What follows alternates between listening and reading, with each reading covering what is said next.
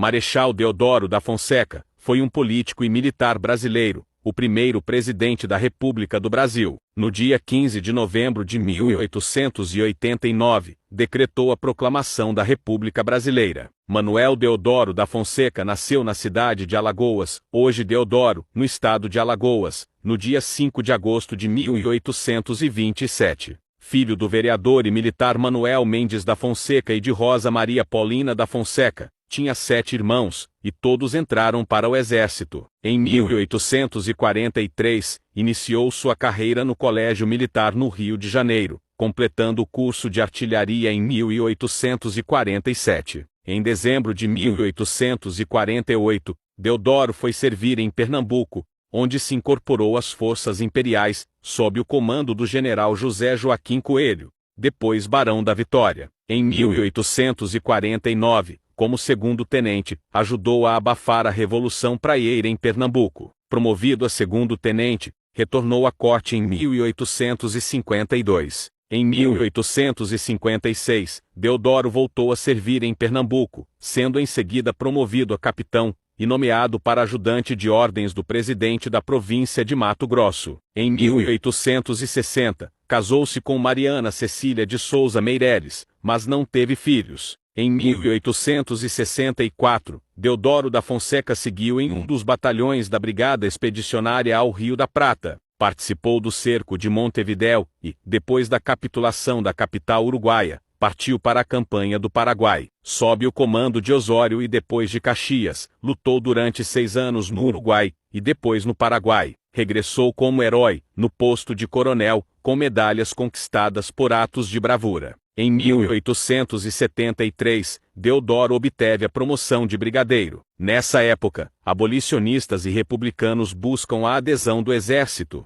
Os partidos oficiais também desejam o apoio militar. Em 1885, Deodoro é então nomeado vice-presidente da província do Rio Grande do Sul. O objetivo era transformar Deodoro em um grande conservador e esteio militar do regime. Em 1884 foi promovido a marechal de campo. Em 1886, o Barão de Lucena regressou à corte, e Deodoro assumiu a presidência do Rio Grande. O ideal republicano já havia surgido no Brasil através de vários movimentos, tanto na colônia, Guerra dos Mascates, Inconfidência Mineira, e a Conjuração Baiana, como no Império, Confederação do Equador, Sabinada, Guerra dos Farrapos, e a Revolução Praieira. Mas foi a partir de 1870 que as ideias republicanas se propagaram rapidamente, e várias províncias criaram os seus próprios partidos republicanos. Marechal Deodoro da Fonseca, o mais prestigiado oficial daquele momento,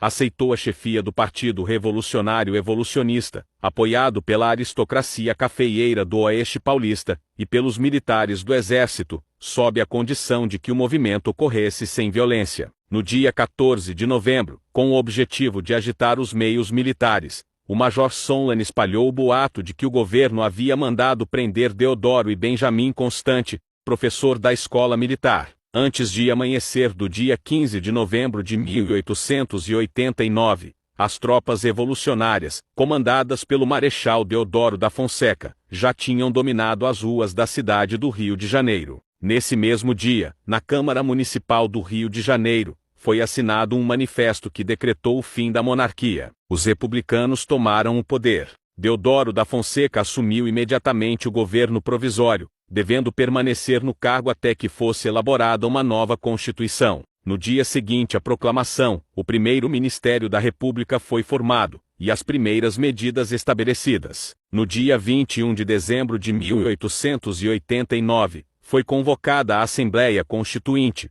que deveria elaborar a primeira Constituição da República Brasileira, que só foi promulgada no dia 24 de fevereiro de 1891. No dia 25 de fevereiro de 1891, dia seguinte à promulgação da Constituição, foram eleitos pelo Congresso Nacional, o primeiro presidente do país, Deodoro da Fonseca, e o vice Floriano Peixoto. A eleição indireta já estava determinada na Constituição. No curto período em que esteve no poder, Deodoro governou com minoria parlamentar, pois o legislativo era dominado pelas oligarquias estaduais que lhe faziam oposição. Diante das desavenças políticas entre o executivo e o legislativo, Deodoro ordenou ao chefe de seu ministério, o barão de Lucena, que preparasse um decreto dissolvendo o Congresso, o que ocorreu em 3 de novembro de 1891. O exército e a marinha protestaram. O almirante Custódio de Melo comandava os navios de guerra amotinados na Baía da Guanabara